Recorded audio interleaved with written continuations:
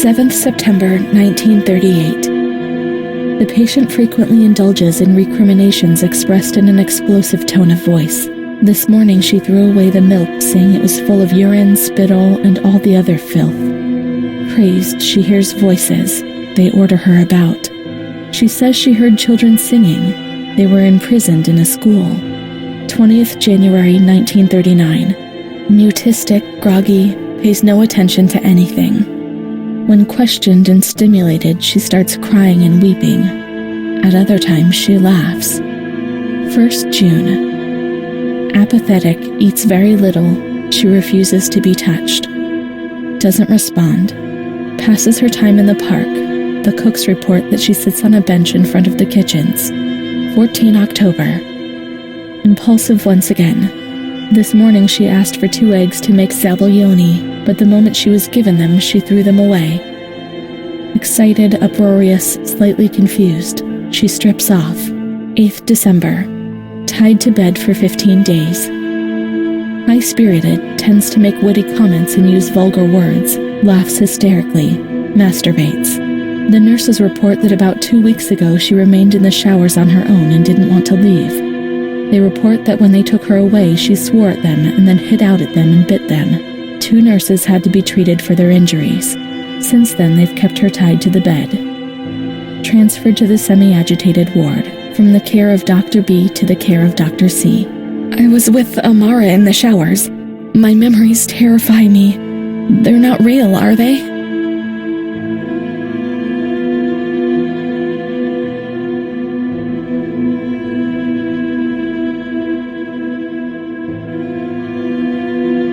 "15th December. Dr. C. Patient notes. The abnormality of her psychic state has induced her to lead a life which is irregular and tends towards delinquency. A fickle and flighty character, she abandons her household duties at intervals and dabbles in occasional prostitution." Delinquency? Maybe I answered someone back rudely. Yeah, at times they get on my nerves, but delinquency? And the prostitution? No, why? Why say a thing like that? The old doctor tried to understand, but this one just brands you without even understanding, or even trying to understand. Her mental deficiency makes her deaf to the reprimands of her family. She has shown suicidal tendencies. She was brought to the ward yesterday, agitated and vociferous, treated with cortisol, 2 injections a week for 5 weeks. The therapies remove the light for a short while, but also all will, desire, and hope.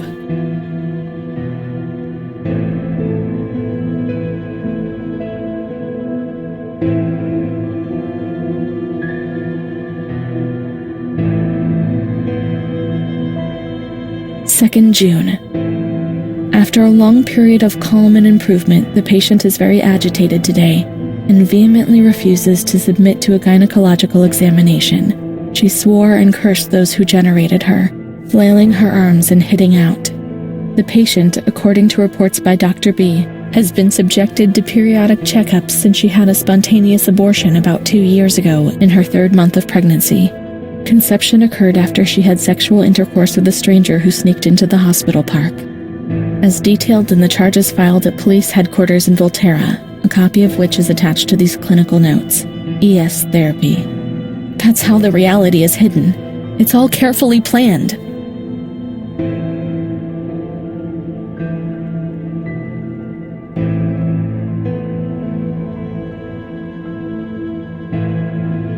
"13th June. The nurses report that after having received her mother's letter, she fell into a state of great mental confusion. She threw her soup over another inmate because she was very anxious, and she punched a nurse. Impulsive, lashes about her. She rails against the doctor in vulgar terms while he is examining her, lashes out and spits. Block all correspondence so as not to give the patient further reasons to become agitated. 20th August, tied to bed. The nurses report that the patient becomes highly agitated after the visit of a relative or family friend.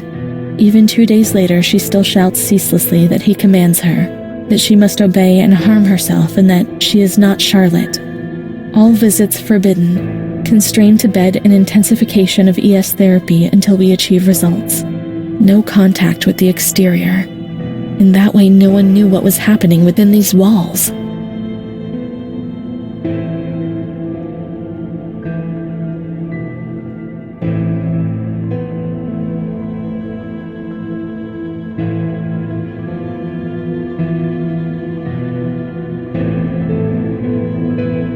March. Alert, correct attitude, replies when questioned.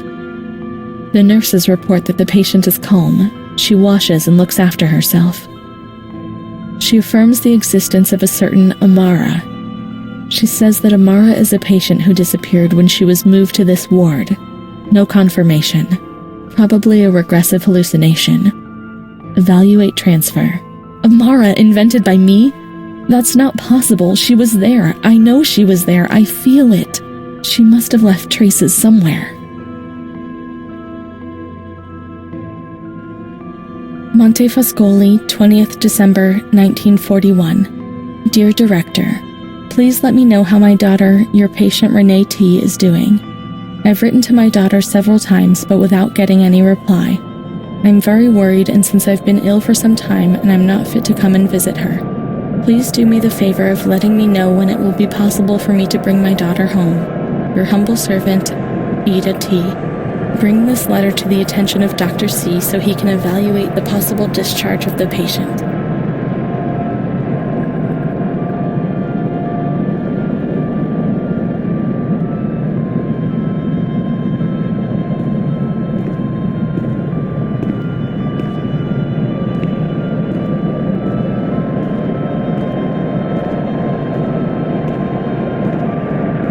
We can try to find her medical records in the archive where the letters from her mother were filed.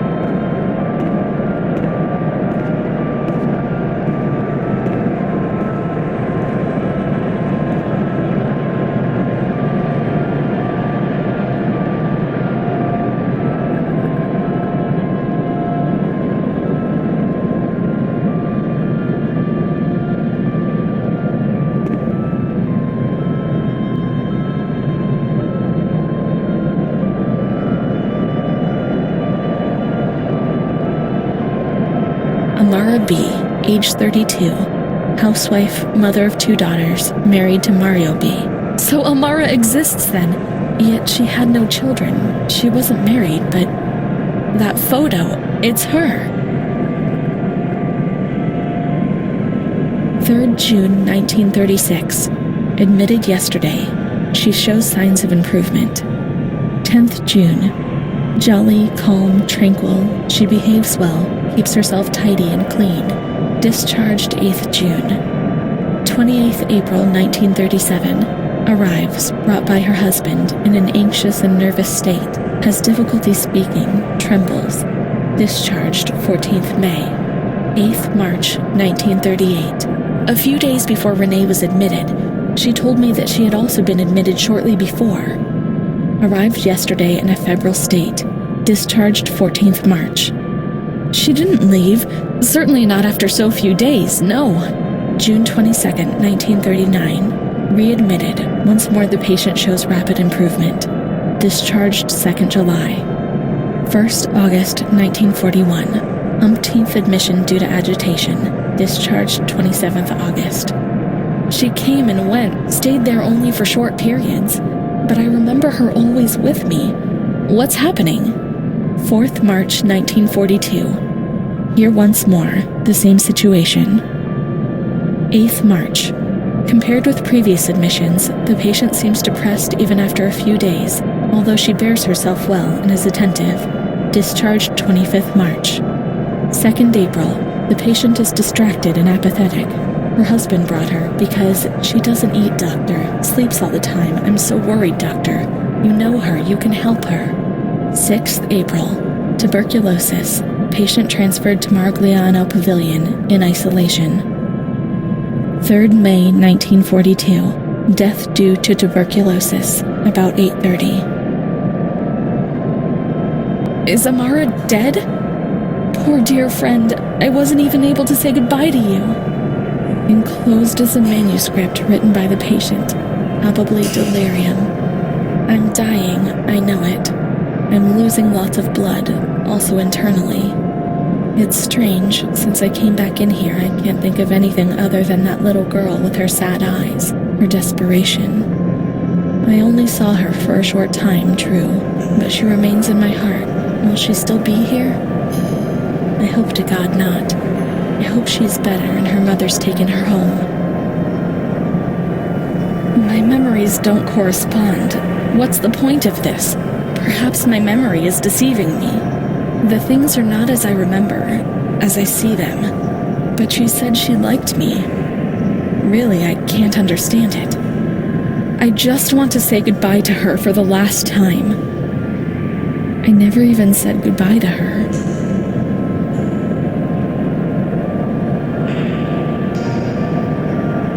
How could a soul survive in this hell? I wish to feel things again. Pain, passion. Once again feel the tears wetting my face. Remember to have lived.